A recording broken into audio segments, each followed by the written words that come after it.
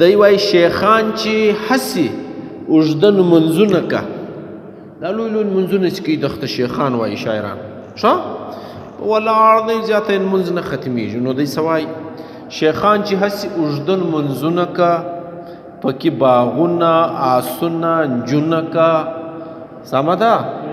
دا داسې نه ده پکښې رنګین رنګین ګنډۍ ورېښمین سکڼي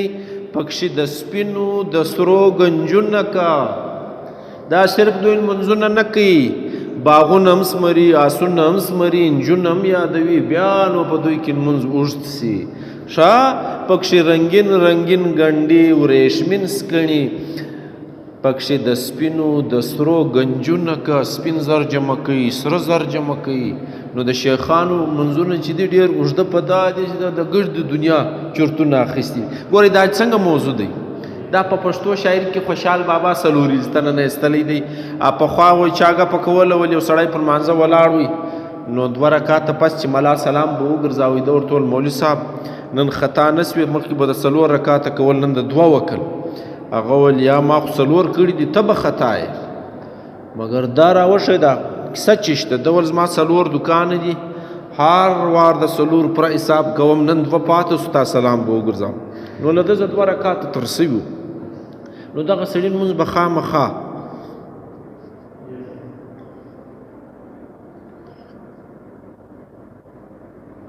چې طبیب یې د زړه په زور که بله څلوریزه ده دارو یې درد سي ځان د پیغور که ښه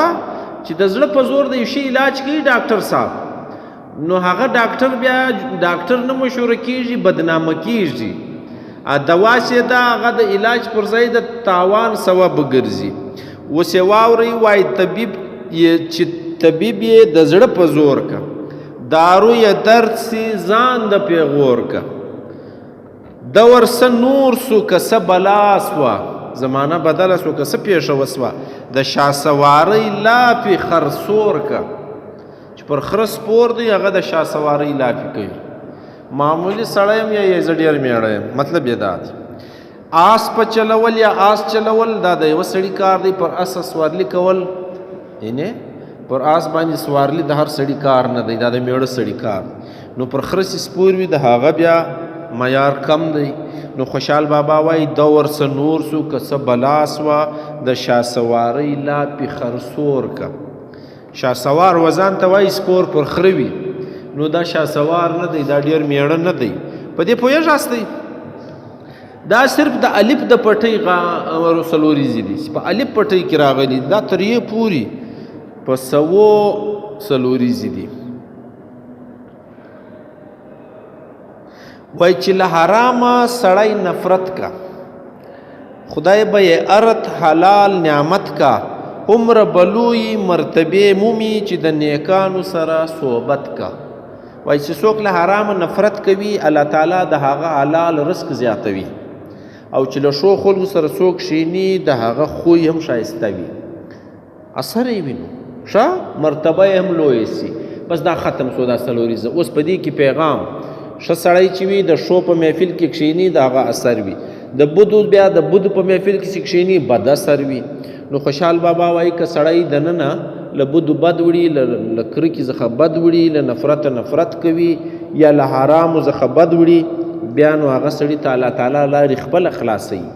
داسې نوم نه ده چې د هغه به زندګي تنګه وي د هغه به حالات تنګ وي ګورئ داسې موضوعات په زړه پښتو شاعري کې تر خوشحال بابا له مخه نسته دا اولنی شاعر دی چې پښتو څلوریزه ته د دنیا هر موضوع نه باسي هر خبر نه باسي ما در ټول تر دله مخه ارزاني خشکي بې شمېره څلوریزې لیکلي لیکن د هغه موضوع یو دی تصوف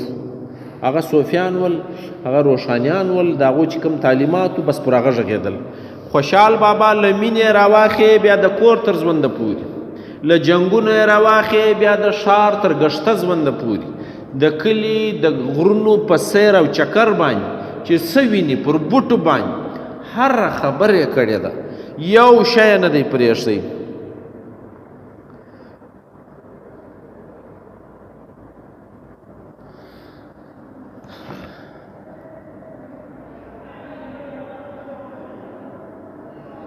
اچھا اوس یې واورئ په باغ کې خلک په میوه شخوند کا شخوند خو پزه نه موږ خوند ورته وایو ښه له خوراکه پس خوله ښورول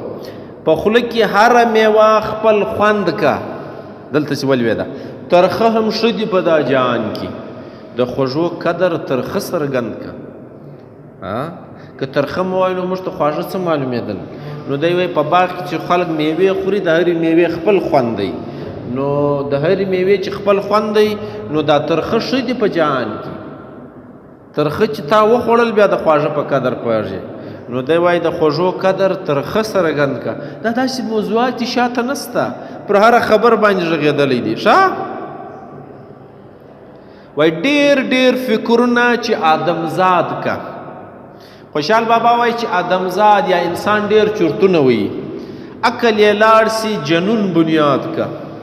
بس له عقله فارغ سي دا ډېر چورتونه سړی لیونی کوي که نه لیونی کوي زویه یا یې بنده که یا یې چمپه وکړه بلټ یې کړه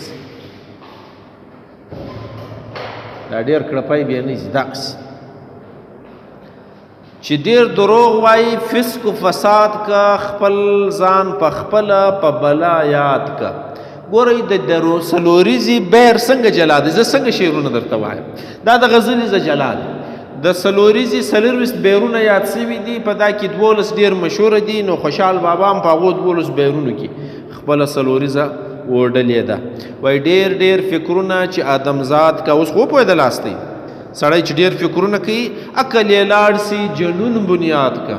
لیونی سي هغه په عقل بیا ختم سي چې ډېر دروغ وایي فسق و فساد که ځان خپل ځان په خپله په بلا یاد که چې دروغ دی ویل نو هر وخت به په خیر باندې نه برابرېږي هر وخت به په شر برابرې هر وخت به په بېخیري برابرېږي چې ډېر چورتونه وایي دا ډېر چورتو والا خلک نه چې لیونیان سي نو خوشحال بابا دا خبر هم شعر ته ننایستلې ده د سلوریز له لارې چې ډېر چورتونه که سړي ویل بس نو د هغه به ډېر تاوانونه کږي خاص به له عامه اختلاف کم که بدکار که په ځان ستم که پړانګ چې ګیدړو سره جاروزي خپل ځان په خپله له ګیدړو سم که پړانګ زمري ته وایي که نه وایي نو وایي خاص به له عامه اختلاط کم که خاص سړی به له عامو سره ډېر کار نه لري هوښیار سړی به له بې عقلو سره ډېر کار نه لري کې لري نو د چا تاوان کوي د ځان تاوان کوي اوس یې واورئ خاص به له عامه اختلاط کم که بدکار که په ځان ستم که یعنې که کوي نو بد کوي او پر ځان ظلم کوي پړانګ چې د ګیدړو سره جار وځي پړانګ خو ډېر لوړ شی دی ډېر زورور شی دی او په ګرځي په ګیدړانو کې نو بیا څه حال وي خپل ځان په خپله له ګیدړو سم که نو پړانګ چې رالی په ګیدړو کې ګرځي خاص سړی چې رالی په عامو کې ګرځي نو ځان یې خپله خراب کوي که نه کوي خراب دا موضوعات دا د نصیحت خبرې دا تجربې دا ترشا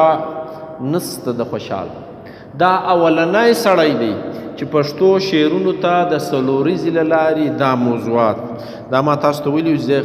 نن خالده الف د پټۍ سلوریزي درته وایم دا په سوو دي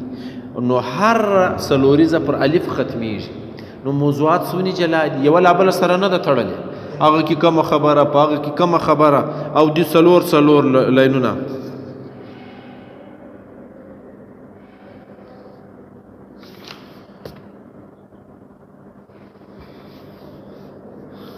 مخ چې په پسول سره وتا ته زیب کا ګڼه یو ټک وي اچھا دا مخ چې په پسول سره وتا ته زیب کا ګڼه یو ټک وي مکر فریب کا مخم هغه ګڼه چې پسول یې نه وي تاخ دې په دین و په دل شکیب کا یعنی مخ چې په سرو سپینو زرو ښایسته سي دا نو څه مخ دا یو ټګي ده چې در سره وایه مخ هغه دی چې په سرو زرو سپینو زرو بغیر ښایسته وي ښایست هغه دی چې له پسوله بغیر وي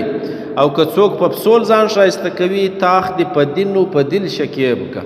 دا د دین و زړه دواړه در زوړي دا دوکه در کوي دا ستا صبر در ختموي نو لیلا داسې چارګل لګولی دي داسې والی دي داسې سرخې لګولې خوشحال بابا د دې څه فایده ده؟ رحمان بابا وایي هغه ناوې چې په خپله ښایسته نه وي څوک یې څه کاندي ښایست د مور و نیا. ناوکۍ چې په خپله نه وه ښایسته نو مور د انا ښایست یې موږ څه کړو بېخوله ناوکۍ راړه نو خلک بیا مور یې ډېره ښایسته وه انا یې بیا ترغلې ښایسته وه. نو دا موضوع یو دی که نه دی؟ خوشحال بابا وایي مخ هغه دی چې په سرو زرو په سپینو زرو نه وي ښایسته دغه یې ښایسته وي. حسن هغه دی چې د یوه شي محتاجه نه وي چې یو شی پر وتړل سو سهاره سو له هغه زه تښتئ. دا شاعرانو کې خودي ده. شاه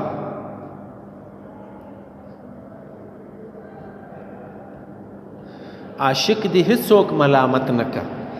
زړه یې خپل نه دی ویل دي څه که اور یې د عقل په خونه ولګي چې د دلبر سترګې تر زړه که. وایي عاشق به څوک نه ملامتوي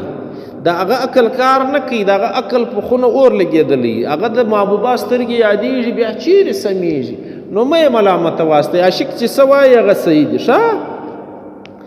شیخان چې هومره بندګي طاعت که اجر غواړي څه قباحت که هغه بنده به نابود بنده وي چې به په تمه د سشتن خدمت که. ګورئ چې ته عبادت کوې نو جنت غواړې نه. خوشحال بابا دا نو څه عبادت عبادت خدا دی چې ته الله تعالی خوشحاله کې ته شی مه غواړه درکوي بیا دی خپله نو ته چې له اوله سره مزدوري ته لګیا یې نو ستا به څه عبادت وي ستا به څه یارانه وي. یعنی زه تاسو ته راغلی یم سبق درښیم دا دغه نه درښیم دا ماته سرکار پیسې راکوي نو چې سرکار پیسې راکوي نو زما له تاسو سره څه ښه دي یو ښه مو نه دي کړي. زه هغه خپله تنخوا ته لګیا یم زه چې عبادت کوم الله تعالی ستایم صفت یې کوم نو که زما په نیت کې جنت دی میوې دي نو زما د عبادت څرنګه دی زه له اوله سره په نیت کې چپ یم. نو خوشحال بابا وایي شیخان چې بندګي عمره طاعت که اجر غواړي څه قباحت که هغه بنده به نابود بنده وي چې به په تمه د سشتن خدمت که. دا نه دی بنده الله تعالی خو ډېر لوی دی الله تعالی ته ما خوشحاله که دنیا چې ته څه غواړې زه یې درکوم مافیا کې چې ته څه غواړې زه یې درکوم. ښه نو د ډېر شاعران وایي که جنت په عبادت سو نو بیا کرم دې سو الله تعالی ته په کرم باندې مو ونازوه. ښه په کرم مو ونازوه چې د زړه غواړي هغه راکوه چې د کرم نه وي چې هر څه دې راکړي بې کرم وي بیا یې زه څه کوم. وایي چې خاندي نورو ته کتل کا ژاړه خوشحاله دا خوی کتل کا سترګې نه دي دواړه کساب دي چړې په لاس کې واړه کوټل کا. ښه یا چې خاندي ستا محبوب و نورو ته نو خوشحاله بس بیا نو ګرد عمر زاړه که دی دا کار کوي بل ته خاندي تا ته نه خاندي نو بیا ته خانده زاړه سترګې نه دي دواړه کساب دي چړې په لاس کې واړه کوټل کا. دا د پښتو شاعري ښایست دی. یوه څلوریزه بیا درته ویایم ځان به په قدر هغه فرزند که چې چارې واړي د پلار پسند که زوی هغه دی چې د پلار په خوی روان وي. ښه روش یې واړه د پلار روش وي خپل نوم تر پلاره تر نیکه بلند که چې د پلار رنګ روان وي بیا خپل نوم تر پلار و نیکه م اړوي زوی هغه دی. که زوی د پلار نه مني نو هغه زوی نه دی هغه زوی بیا خلک څه کوي. دا دومره ډېرې څلوریزې دي غرض مه دا دی چې د خوشحال بابا څلوریزې ووایاستئ. خوشحال بابا په څلوریزه کې ډېر لوی ژوند ایښی ډېر اړخونه ایښي دي او دومره پخه شاعري ده چې له عیبه بلکل خلاصه ده موږ ګوته نه سو ورته نیولی ګورئ دلته یې غلطي کړې ده دلته تېروتی دی داسې بلکل نه دي سوي. ها د ده په شعرونو کې لاسبهنې سوي دي چا یو ځای چاپ کړی دی خپله ژبه یې پکې اچولې ده چا بل ځای چاپ کړی دی خپله ژبه یې کې راوستلې ده. کاتبانو لاسبهنې پکې شته نو دا کرکشن په کار دی چې وسي. نو د خوشحال بابا څلوریزې ته تاسو رابولم تاسو یې وګوراستئ د څلوریزې کتاب یا دغه ارمغان دا پر یوه ځای باندې ګډ تاسو کتلی شئ په دا کې ډېرې څلوریزې راغلي دي وایاستئ په خپله به تاسو د اړخ معلوم شي. زه تاسو ته همیشه وایم خوشحال رحمان حمید غني او حمزه دا پنځه کسان ووایاستئ په پښتو شاعري کې بیا به ډېر ورسره ولد یاست. که چیرې یو پوښتنه لرئ پر دغه څلوریزو باندې وایکاست.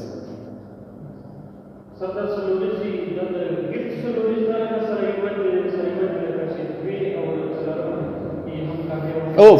فن له لارې اولې دوې او څلرمه په دغه کې یوه کافیه راځي دا جلا خوشحال بابا بیا دا چا هم ورسره کړی دی دغه هم دغه رنګه کافیه راوړې وینې ډېرې څلوریزې یوه کافیه کې وي اصل یې دا دی چې دا درېیمه به جلا وي او دا څلور کې دا درېیمه به جلا وي دا اولې دوې او څلرمه به یو رنګه وي دا کافیه بیا یو رنګه وي ښه بیا د شاعر کار دی چې کافیه څنګه تړي فرض یې که اوس یې زه درته وایم هنر می جوړ که و تخت و تاج ته طالع می ناست دی تاخت و تاراج ته بل ارمان نه لرم ارمان می دا دی چې پیري راغله زما علاج ته ښه اوس ورته ګورئ تخت و تاج ته په تاج ته تاج باندې کافیه ده بیا تخت و تاراج ته تاراج ته کافیه ده بل ارمان نه لرم ارمان می دا دی دا جلا ده چې پیري راغله زما علاج ته علاج ته ګوره تاج تاراج علاج او ته په ګردو کې یو دی نو اوله دویمه څلرمه سره یو رنګه کله د درېیمې مصرې بهر سیده یا کافیه سیده هغه له دا درو جلا ده دښته څلوري زوایي او موضوع یو وي پکې بله پوښتنه